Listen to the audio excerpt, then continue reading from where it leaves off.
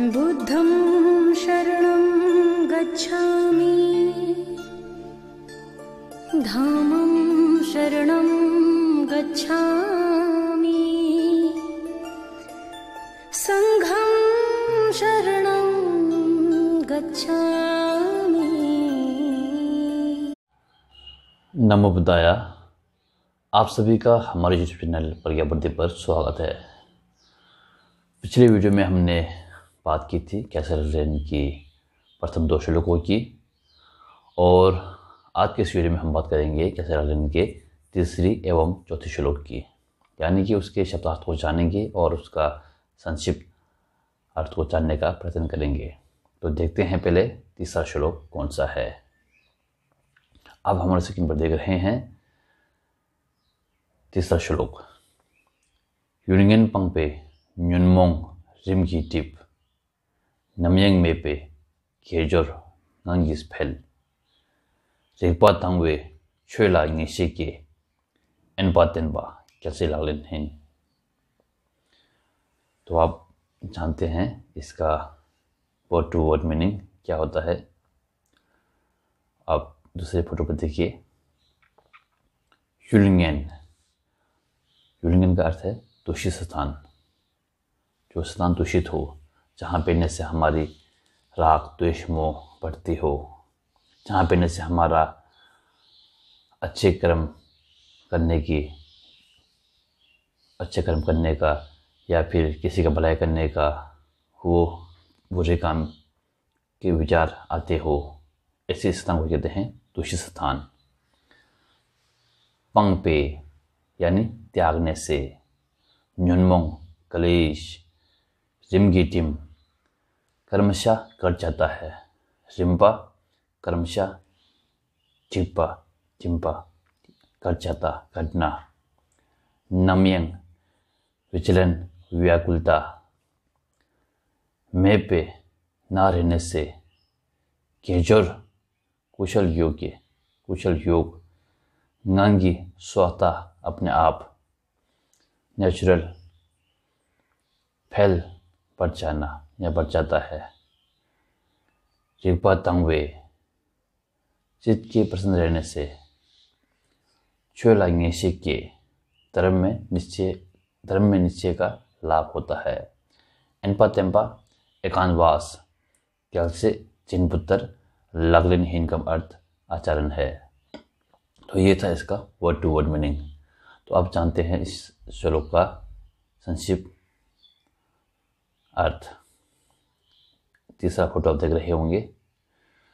दूषित स्थान को त्याग देने से कर्मशः कलेश कट जाता है। चित्त में विक्षेप, जो ब्रैकेट में देख रहे हैं, जो विक्षेप जो है नमयंग का, जो नमयंग था पोट भाषा में, उसका 40 में टर्मिनोलॉजी शब्द है, जिसे हम आसान भाषा में विचलन या विचलित या फिर व्याकुलता कह सकते हैं। ना रहने से अर्थात चित्त विचलित ना होने पर क्या हो जाता है, फिर कुशल कर्मों में मन का योग स्वतः हो जाता है या बढ़ जाता है ना, स्वतः बढ़ जाता है। चित्त के प्रसन्न रहने से फिर क्या होगा, धर्म में निश्चय का लाभ होता है। अतः विवेक का सेवन करना यानी एकांतवास में रहना जिन पुत्रों का आचरण है। तो ये था तीसरा श्लोक का संक्षिप्त परिचय और शब्दार्थ। अब इस श्लोक में हमने ये क्या जाना कि एकांत में पहनने का जो लाभ होता है, हमारे मन के, जो पिछले वीडियो में जैसा हमने बात किया था कि लंगदोर शेपा, यानी कि गाँव में बैठते हैं तो आप क्या करना चाहिए, किस कार्य को करने का योग्य है, जो क्या कार्य को नहीं करना चाहिए वो भूल जाते हैं। इसलिए हम अब एकांतवास में बैठते हैं तो फिर क्या होता है कि अपने आप ही हम अच्छे कार्य में लग जाते हैं, बुरे कार्य को त्याग सकते हैं। इसलिए एकांतवास बैठना ही जिन पुत्रों का यानी बोधिसत्वों का आचरण है। तो अब आइए जाते हैं चौथे श्लोक की ओर। स्क्रीन पर देखिए, फिर उसका पाठ करते हैं। यूनिंग टॉक बेजाशे सोसो डल बेबे टुपे नोर्जे शुल्दुलुई लुई की टोनखांग नमसी टोनपे बोर से जी लोतंग कैसे लागलन हिन। आइए इसका वर्ड टू वर्ड जानते हैं। युन रिंग अर्थात लंबे समय से, टोकपई साथ संगत, साशे प्रिय मित्र, सोसुर डल जुदा होना।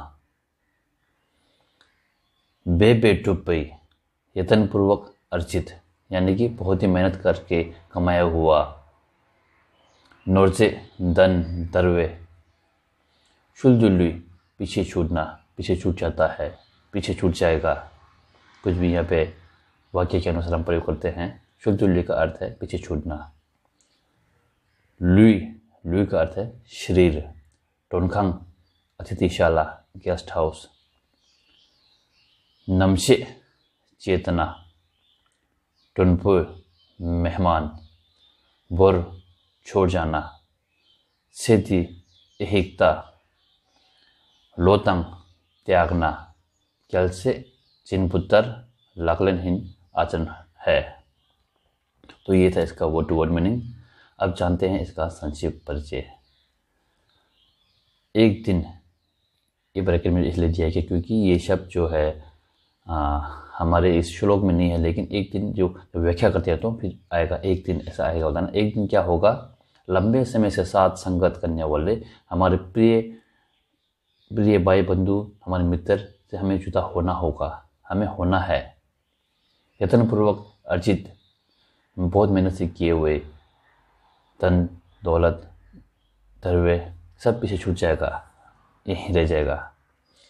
शरीर अतिथिशाला यानी शरीर को यहाँ पे अतिथिशाला का उपमा दिया हुआ है। विज्ञान, विज्ञान पोटी टर्मिनल शब्द में चेतना के लिए प्रयोग करते हैं। चेतना रूपी मेहमान छोड़ जाता है, यानी कि हमारे शरीर जो अतिथिशाला के समान है और विज्ञान चेतना जो मेहमान के समान है। मेहमान बहुत देर तक किसी के आसपास में नहीं रुकता है, 4 दिन 5 दिन फिर एक दिन छोड़ के चल जाता है। इसी प्रकार से हमारी चेतनाएं भी शरीर को छोड़कर त्याग देता है शरीर को। ऐसी स्थिति को देखते हुए ये ब्रैकेट में से लगाया है कि ये भी श्लोक में नहीं है, ये इसका अर्थ समझाने के लिए लगाया हुआ है। जो टीका में आता है, इसका व्याख्या में आता है, एकता की बुद्धि को त्याग देना चाहिए। अर्थात इस श्लोक का ये बैठ रहा है कि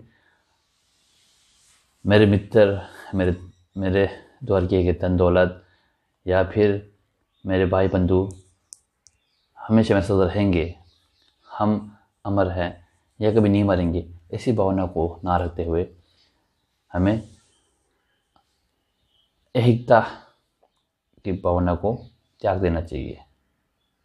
क्योंकि हम कभी भी जा सकते हैं, एक दिन सबको जाना ही है, हमने जितना कमाया सब सबको जाना है, इसलिए हमें ऐसी भावना है नहीं करना चाहिए कि मैं ही हूँ। एकता की भावना कहते हैं उसे। तो आज के लिए इतना ही।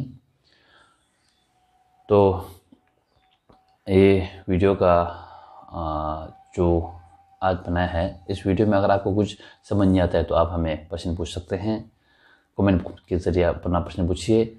और पिछला वीडियो में किसी तकनीकी प्रॉब्लम के कारण हम कमेंट बॉक्स ऑफ हो गया था हमसे, तो आप उसमें कमेंट नहीं कर पाए होंगे।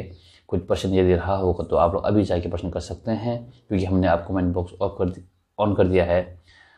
और इस बार हम ऐसी गलती करने से बचेंगे और आप लोगों को कमेंट करने का ज़रूर मौका देंगे। यदि कहीं पर भी कुछ आप लोगों को समझने में कठिनाई होती है तो उसमें आप कमेंट ज़रूर कीजिएगा। फिर मिलेंगे अगली वीडियो के साथ। धन्यवाद।